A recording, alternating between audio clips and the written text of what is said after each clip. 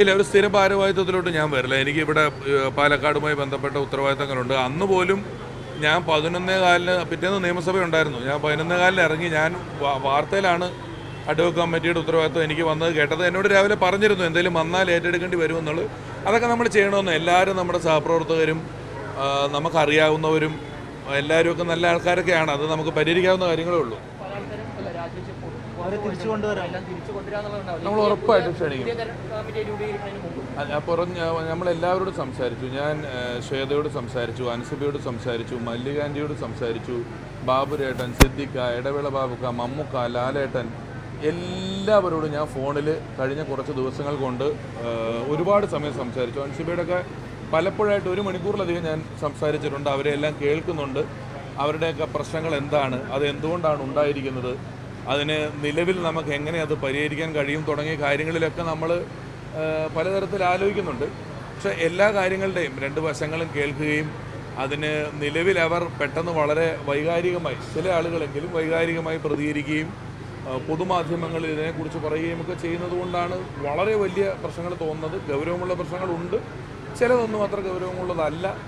ഇതിനെല്ലാം നമ്മൾ വളരെ ഉത്തരവാദിത്വത്തോടു കൂടി പറ്റുന്നിടത്തോളം പരിഹാരങ്ങൾ കാണണമെന്നും ആ സംഘടന, ഇപ്പോൾ ഞാൻ ഇന്നാൾ പറഞ്ഞില്ലേ, വെള്ളപ്പൊക്കം വന്നപ്പോൾ 500 പേരേ ഉള്ളൂ ഈ സംഘടന. വെറും 500 പേരുള്ള സംഘടനയെ നമ്മൾ താരസംഘടന എന്ന് പറയുന്നതിലൊരു 15 പേരുണ്ടാകും, സോ കോൾഡ് താരങ്ങൾ എന്ന് വിളിക്കാവുന്നത്. ബാക്കിയെല്ലാം വളരെ അവസരങ്ങൾ കാര്യമായി ഇല്ലാത്ത, വരുമാനം കാര്യമായിട്ടില്ലാത്ത, സംഘടനയിൽ നിന്ന് കിട്ടുന്ന മരുന്നിനെ ആശ്രയിച്ചും സംഘടനയിൽ നിന്ന് കിട്ടുന്ന കൈനീട്ടത്തിനെ ആശ്രയിച്ചും ജീവിക്കുന്നവരാണ്. അപ്പോൾ അവരുടെ എല്ലാം നടത്തിക്കൊണ്ട് പോകുന്ന 500 പേര് താഴെ മാത്രം അംഗങ്ങളുള്ളൊരു സംഘടന എന്നുള്ള നിലയിൽ അതിൻ്റെ പ്രവർത്തനങ്ങളെ ഏകോപിപ്പിക്കാനും കൊണ്ടുപോയി എന്ന് പറയുന്നത് വളരെ പാടുള്ളൊരു കാര്യമൊന്നുമല്ല. അത് ചെയ്യാവുന്ന കാര്യങ്ങളേ ഉള്ളൂ. എല്ലാം പരിഹരിക്കപ്പെടും. പുതിയ കമ്മിറ്റി വരും, അവരെല്ലാം കൃത്യമായി നോക്കിക്കോളും. വ്യക്തിപരമായിട്ടുള്ള ആരോപണങ്ങളിലൊക്കെ നമുക്ക് വ്യക്തിപരമായ പ്രശ്നങ്ങളാണല്ലോ, എത്രത്തോളം ഇടപെടാൻ പറ്റുമോ അത്രത്തോളം അതിൻ്റെ ആഴങ്ങളിൽ ഇടപെടുകയും പരിഹാരങ്ങൾ കാണുകയും ചെയ്യും.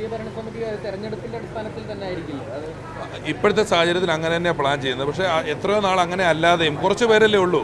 നമുക്കൊരു പാനലാണെങ്കിലും പ്രശ്നമില്ല, തെരഞ്ഞെടുപ്പാണെങ്കിലും പ്രശ്നമില്ല. അതൊന്ന് കൂട്ടായി ആലോചിച്ചേ തീരുമാനിക്കുകയുള്ളൂ.